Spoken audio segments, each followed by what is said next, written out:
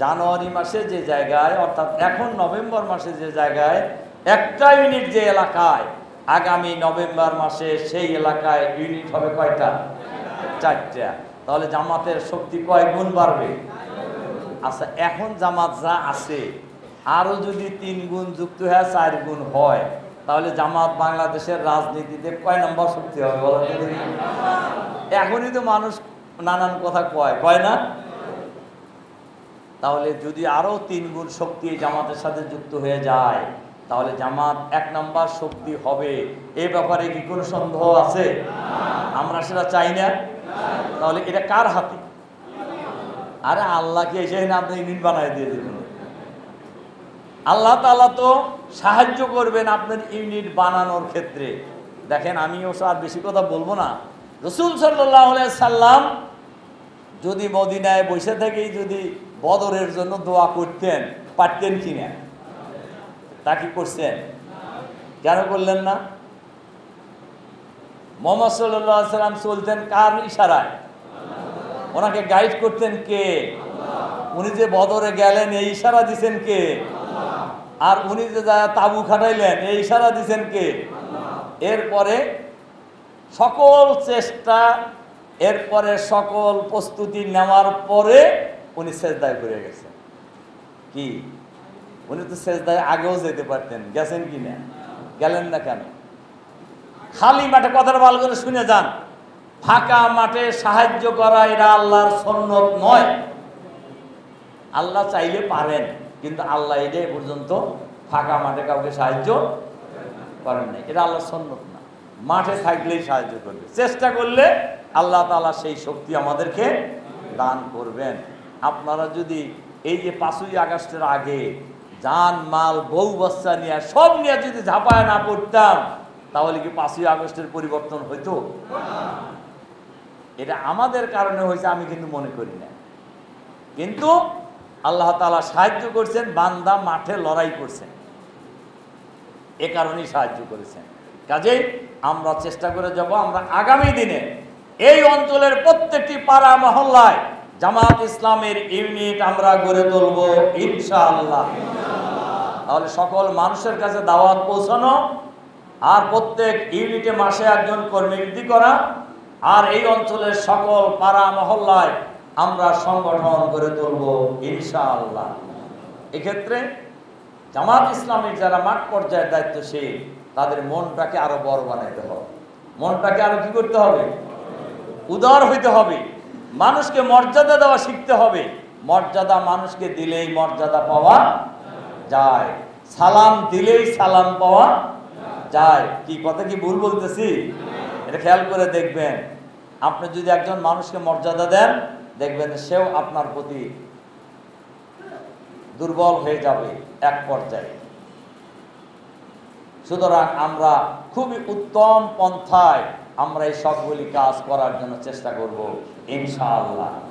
আর সর্বত্রই আমরা সামাজিক বিপ্লব করব। জামাতকে আমরা একদিকে গণ আন্দোলনে পরিণত করব, গণ সংগঠনে পরিণত করব, অপরদিকে জামাতকে আমরা সামাজিক আন্দোলন হিসাবে আমরা সমাজের ঘরে ঘরে পৌঁছে দেবো ইনশাআল্লাহ। এই দুইটা কাজের সমন্বয় যদি হয়, তাহলে আগামী দিনে এই আন্দোলনের বিজয় কেউ ঠেকাইতে পারবে না ইনশাআল্লাহ। আন্দোলন যতই বিজয়ের দিকে অগ্রসর হতে থাকবে, তখন আপনার বিরুদ্ধে ষড়যন্ত্র আরো বাড়তে থাকবে। কি পারবে না? পারবে কি না? আপনাকে মনে করেন যে গণ অভ্যুত্থানই সব শেষ হয়ে গেছে, ষড়যন্ত্র সব শেষ হয়েছে না? ষড়যন্ত্রের জাল আরো শক্তিশালী ভাবে জাল পাতারও ষড়যন্ত্র চলতেছে। এটা আপনার টের পাইতেছেন তো? টের পাইতেছেন। সবাই মিলে, আরবিতে একটা কথা আছে, আল কুফরু মিল্লাতুন ওয়াহিদ, সমস্ত বাতিল শক্তি হলো এক। বাংলাদেশের রাজনীতিতে জামাত যখন এগিয়ে যেতে থাকবে, ইসলাম বিরোধী সকল শক্তি তখন ঐক্যবদ্ধ হয়ে যাবে। আর ইসলাম বিরোধী শক্তি যত ঐক্যবদ্ধ হবে, বাংলাদেশের ইসলামী আন্দোলনের বিজয় তত ত্বরান্বিত হবে ইনশাআল্লাহ।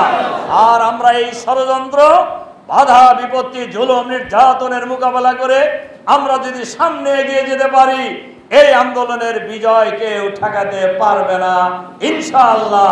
আমরা বিশ্বাস করি বাংলাদেশের রাজনীতির রাজধানী ঢাকা মহানগরীর এই অঞ্চলের ভাইরা আগামী দিনে বাংলাদেশের চূড়ান্ত ইসলামী বিপ্লবের কর্মসূচিতে ঐতিহাসিক ভূমিকা পালন করবেন ইনশাআল্লাহ ইনশাআল্লাহ।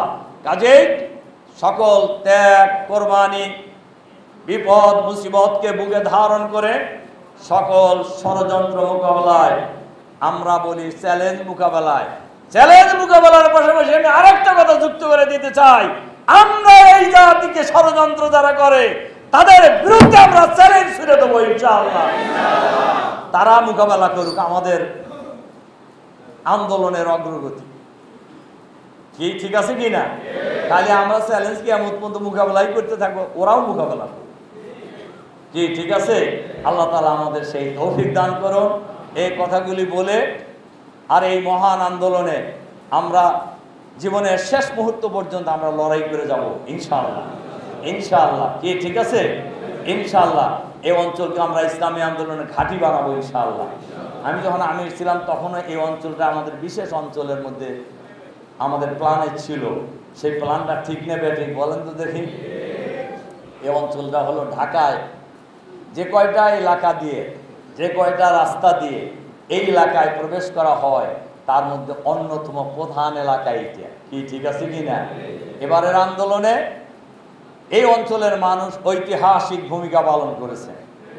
রিয়েলি এটা সারা দুনিয়া এবার এই আন্দোলনকে স্মরণ করবে, শুধু আমরা নয় সবাই স্মরণ করবে যে এই অঞ্চলের মানুষ এই রাস্তায় এবারে ঐতিহাসিক ভূমিকা পালন করছে, সামনে আরো ভূমিকা পালন করবেন ইনশাআল্লাহ।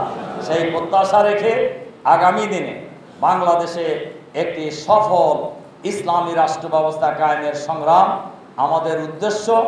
একটি সন্ত্রাস মুক্ত, দুর্নীতি মুক্ত, চাঁদাবাজ মুক্ত, দখলবাজ মুক্ত, আধুনিক, মানবিক, ইসলামী, ন্যায়, ইনসাফপূর্ণ ইসলামী সমাজ ব্যবস্থা কায়েম করা। এই সংগ্রাম আমাদের চলতেই থাকবে যতদিন পর্যন্ত এই দেশে ইসলামী সমাজ ব্যবস্থা কায়েম না হবে, ততদিন আমাদের লড়াই সংগ্রাম অব্যাহত থাকবে। হয় এই দেশে কোরআনের সমাজ কায়েম হবে, নইলে লড়াই সংগ্রাম করতে করতে আল্লাহর দরবারে আমরা যা উপস্থিত হয়ে যাব ইনশাআল্লাহ। নাসরুম মিনাল্লাহি ওয়া ফাতহুন করিব ওয়া বাশশিরিল মুমিনিন। আসসালামু আলাইকুম ওয়া রাহমাতুল্লাহি ওয়া বারাকাতুহু।